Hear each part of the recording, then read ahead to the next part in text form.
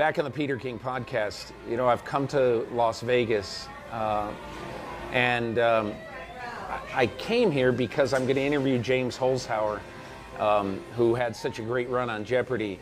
And I came here, and we're actually talking at a Jack in the Box restaurant right off Jerry Tarkanian Way. If you know Vegas sports, you know that we're in quite a spot.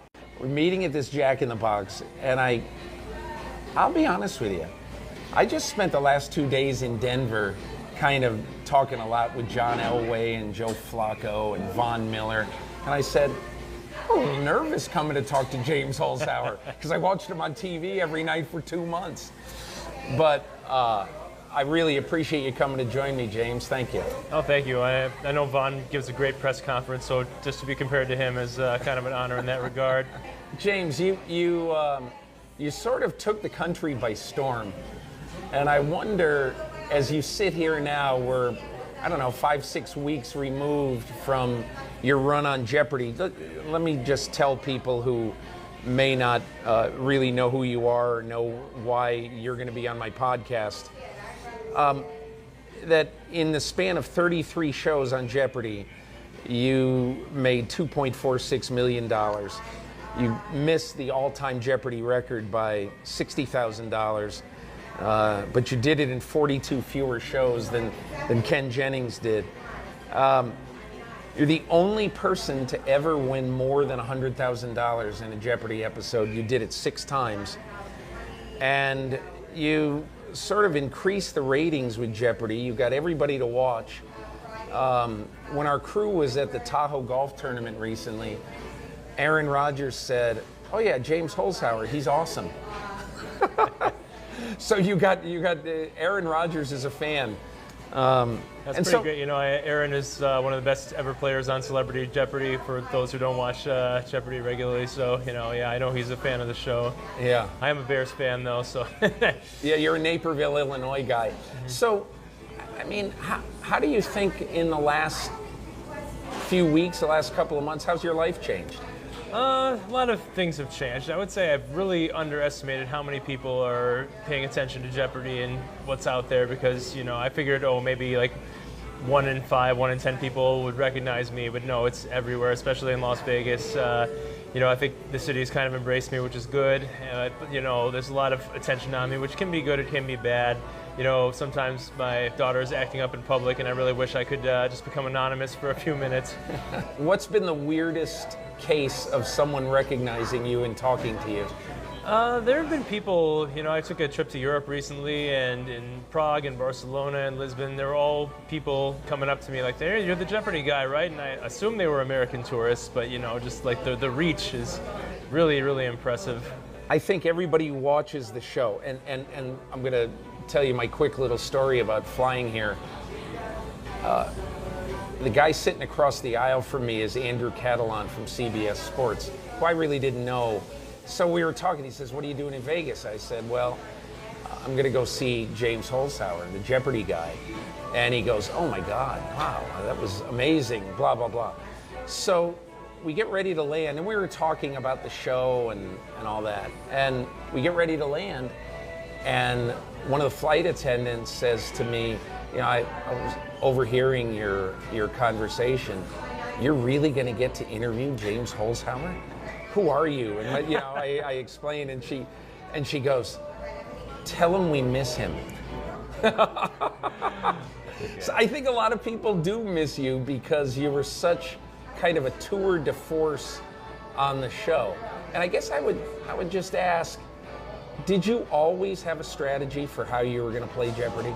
Yeah, I started taking the online test about 13 years ago, so it kind of worked over time. If they had called me that first year, honestly, I probably would have been just another forgettable contestant. But as time went on, I kind of thought like, hey, wait a minute, I only got one shot at this. Maybe I need to really maximize that one shot, do everything I can right, take a little time, do my studying, know what I need to know, and, kind of develop a really good game plan going in. Just think about, how would a gambler approach Jeopardy to maximize his winnings? And that was basically how I was playing up there. One day I was watching the show, I was watching with my wife, I live in New York City, and I said, "This guy is totally unemotional about money." And I think that when I would watch you do it, if you lost $20,000, you wouldn't care.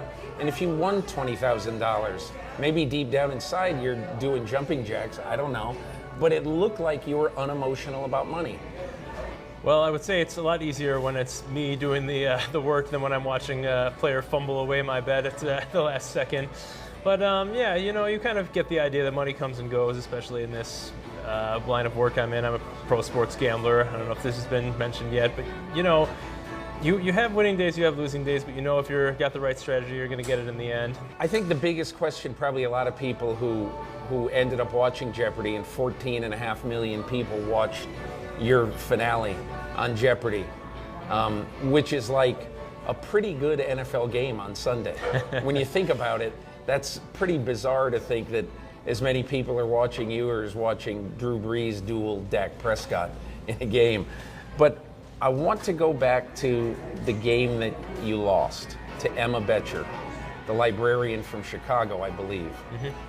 And so me, my wife, I think an awful lot of people around the country saying, wait a second, he changed his tactics. He only bet $1,399 in Final Jeopardy. And you had a history of betting the house. So I just want to refresh everybody's memory about this, and then I want you to explain why you bet what you did, okay?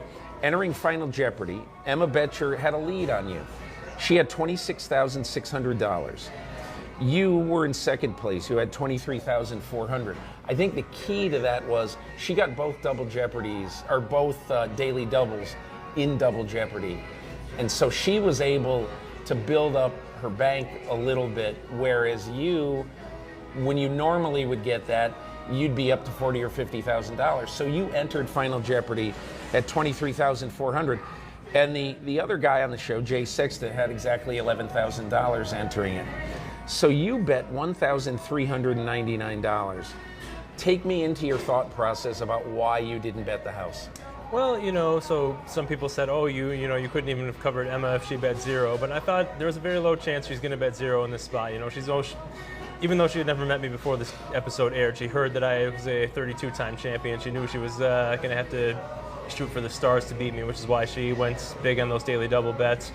And, I thought to myself, okay, there's maybe like a 5% chance she's not going to bet big enough to cover me if I go all in. So what I really need to worry about are the situations where she misses, and I need to worry that third place contestant isn't going to be able to double up and overtake me. So the small bet was a way to protect against that. And then, if I had gotten it right and Emma had gotten it wrong and bet zero, then oh well, she played poker better than I did, I guess.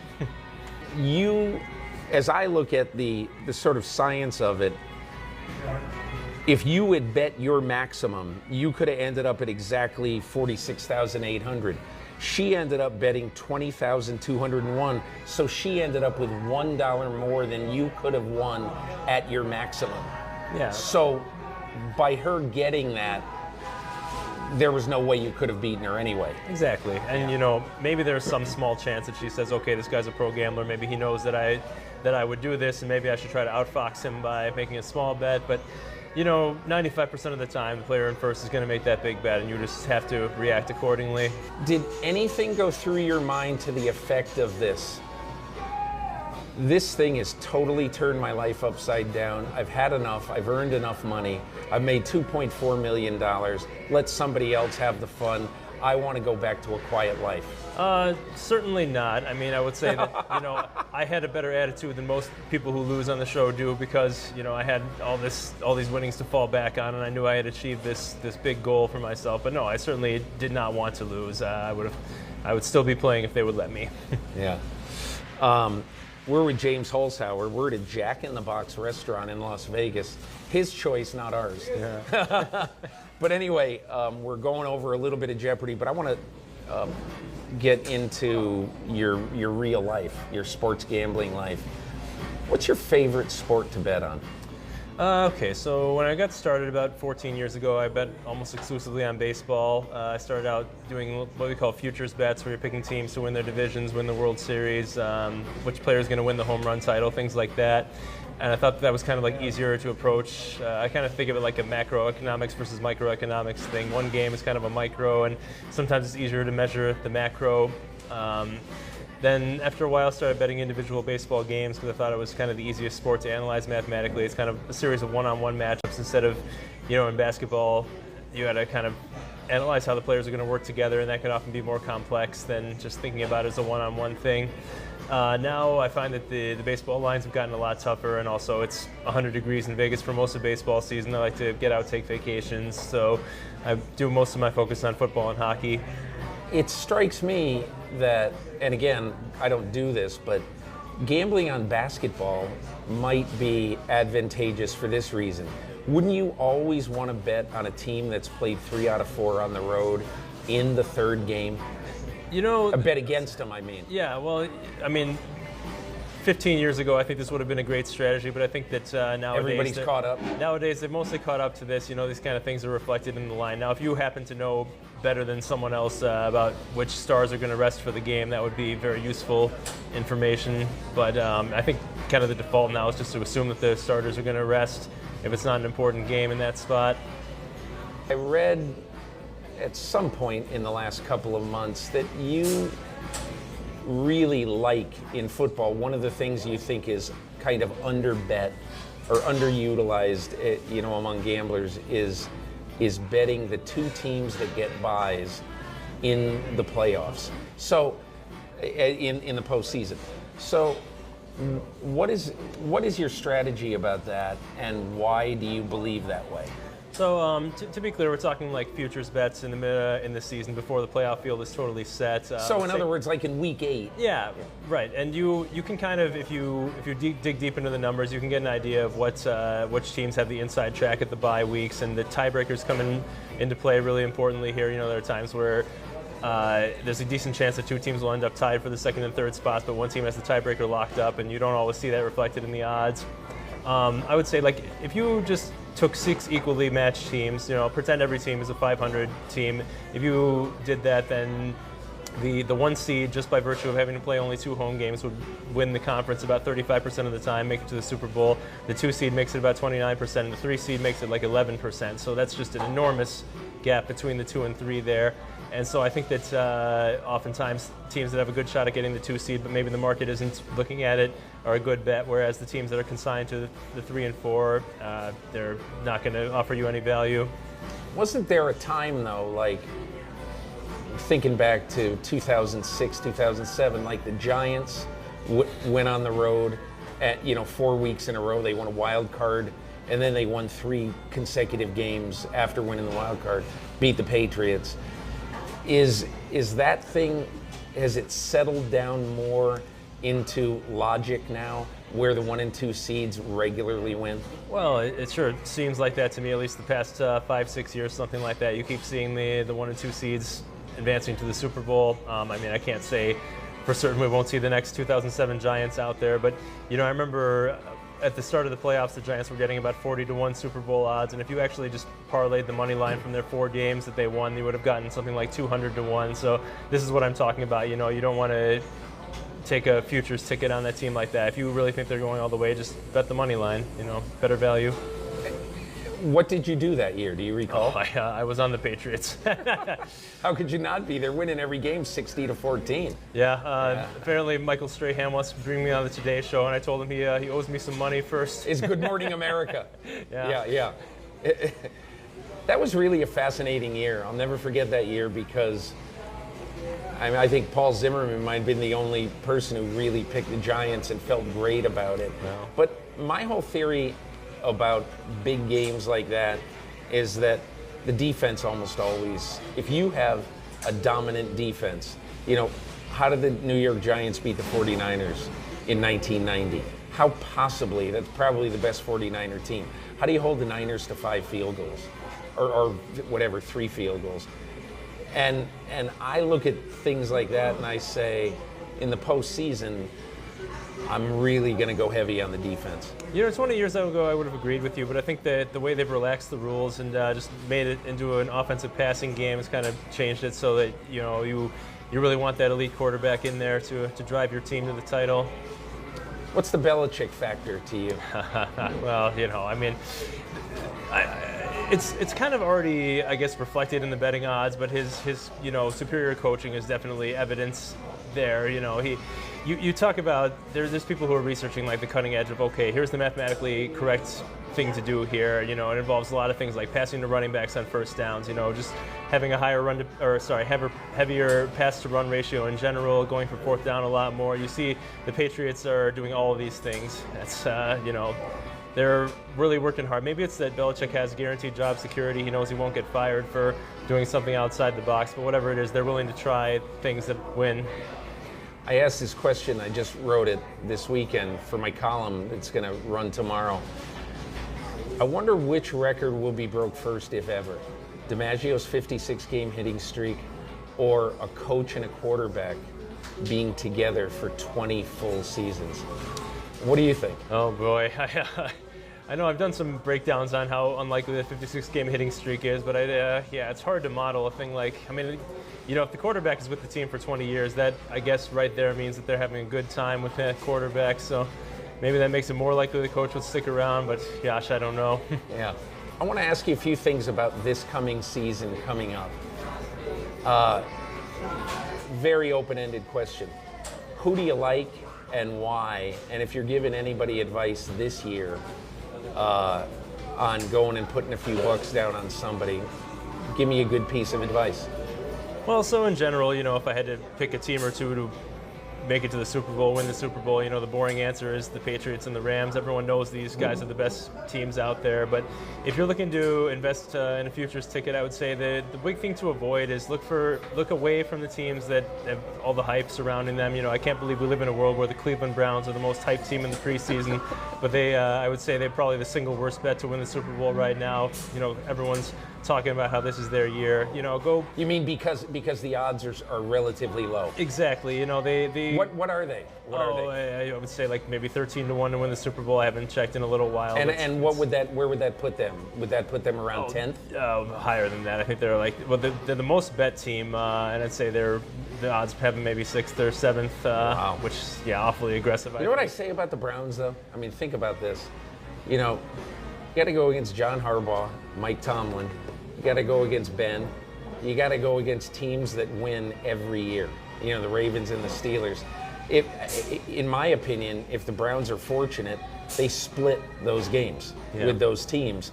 And if they're unfortunate, they might not make the playoffs. I don't know.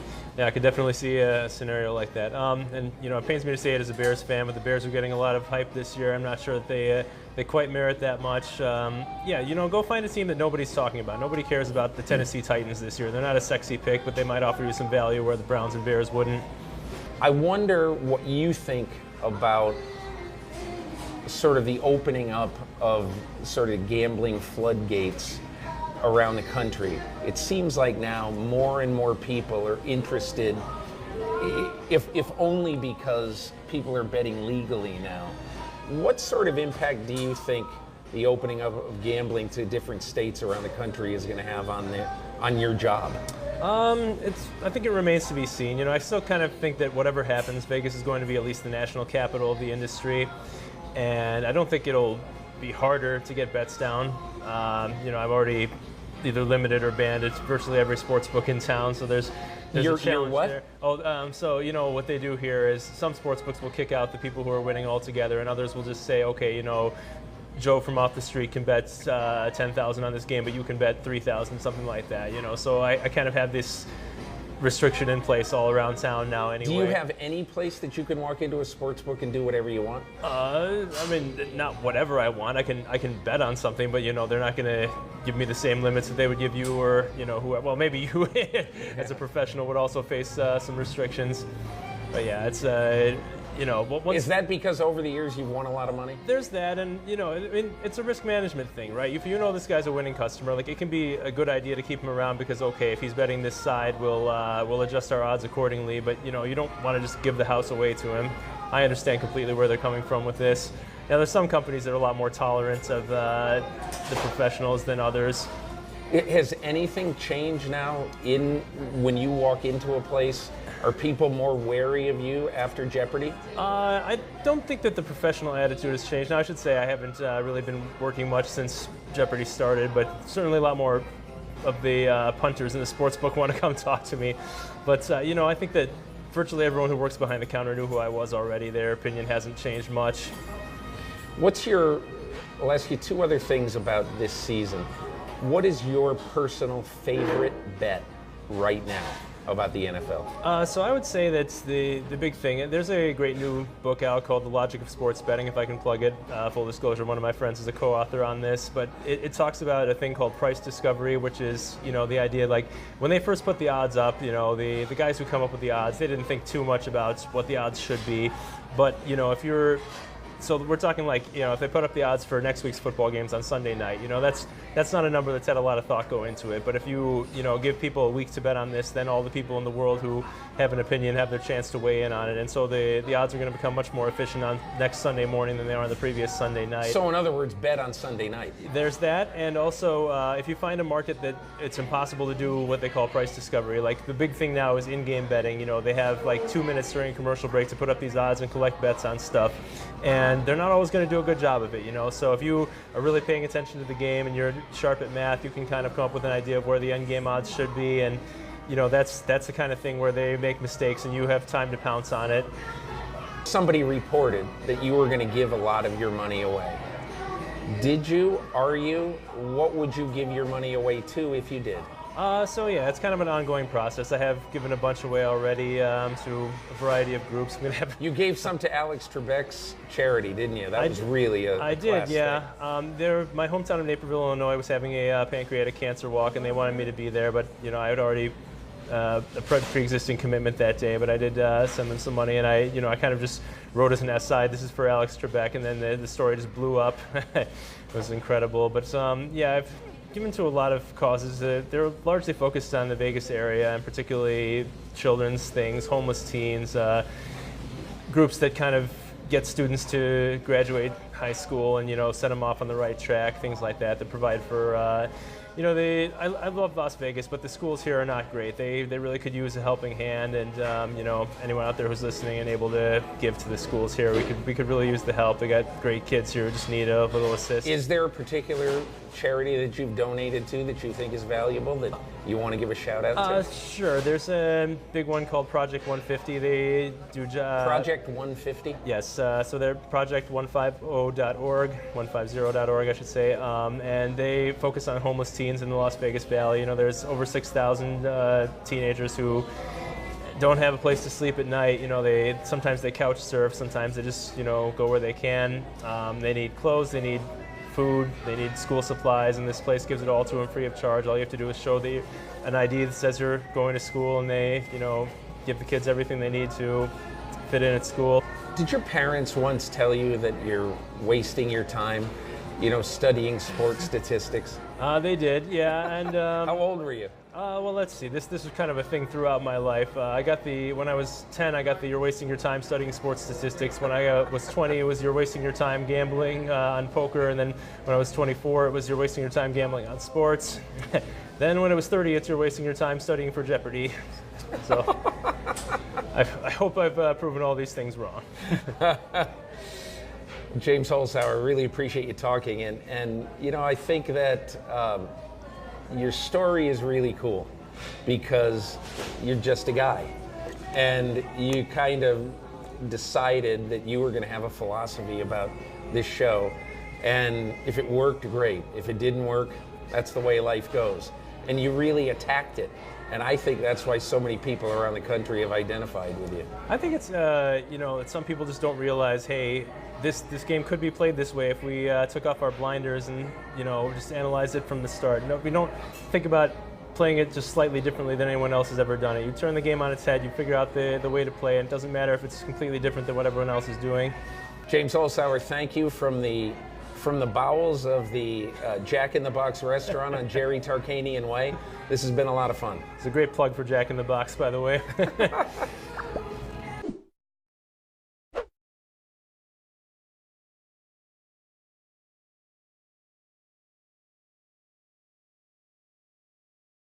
Hi, I'm Mike Tirico, and thanks for watching. Make sure to hit subscribe for the latest news and highlights from NBC Sports.